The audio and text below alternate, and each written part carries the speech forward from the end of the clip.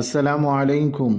பேரன்பிற்குரிய பெருமானார் ஸல்லல்லாஹு அலைஹி வஸல்லம் அவர்கள் என்ற தொடரில் இன்றைய நாள் அல்லாஹுவின் தூதர் ஸல்லல்லாஹு அலைஹி வஸல்லம் அவர்கள் நடந்து சென்றால் எவ்வாறு செல்வார்கள்? அபூ ஹுரைரா ரலியல்லாஹு அன்ஹு அவர்கள் கூறுகிறார்கள், அல்லாஹுவின் தூதர் ஸல்லல்லாஹு அலைஹி வஸல்லம் அவர்களை விட மிக அழகிய தோற்றம் கொண்ட எந்த பொருளையும் இந்த உலகத்தில் நாங்கள் கண்டதில்லை. சூரியன் அவர்கள் முகத்தில் தவழ்ந்து பிரகாசித்து கொண்டிருப்பது போன்று அவர்களின் தோற்றம் அமைந்திருக்கும்.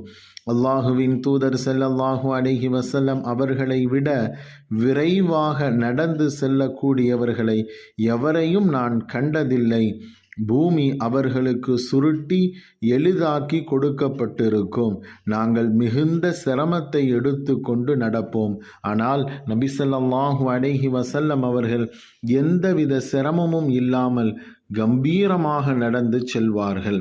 நபிகளாரின் முகம் ஒளியால் பிரகாசிக்கும். சூரிய ஒளியின் பிரகாசத்திற்கு ஒப்பாக கூறப்படுகிறது. நபிகளாரின் பேரழகை நிரூபிப்பதே இதன் நோக்கம். முகத்தை மட்டும் நாம் கூறுகிறோம். முகம்தான் அழகுக்கு ஏற்ப பொருளாகும். பெரும்பாலும் முக அழகு உடல் அழகுக்கு எடுத்தாக இருக்கும். நபிகளாரை பார்த்தால் சூரியன் உதயமாகுவதை போன்று இருக்கும் என்று சொல்வது ஸல்லல்லாஹு அலைஹி வஸல்லம் உடைய அழகை கூறுவதுதான்.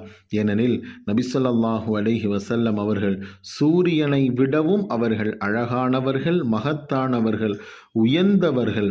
நபிகளாரின் நடை விரைவாக இருந்தாலும் கம்பீரமாக இருக்கும், விறுவிறுப்பாக இருக்கும், அமைதி நடுத்தரம் கலந்ததாக இருக்கும்.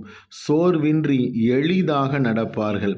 ஆனால் நாங்களோ கஷ்டப்பட்டு நடப்போம் என்று இந்த ஹதீஸிற்கு பெருமக்கள் விளக்கம் சொல்கிறார்கள்.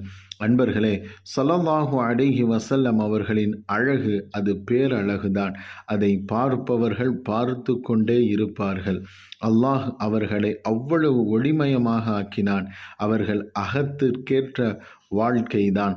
அகமும் புறமும் உள்ளும் புறமும் நேர்மையாக அழகாக நடந்தவர்கள் வாழ்க்கையில் சிறந்த முன்மாதிரி ஸல்லல்லாஹு அலைஹி வஸல்லம். வாருங்கள் அவர்களை பின்பற்றுவோம். அஸ்ஸலாமு அலைக்கும்.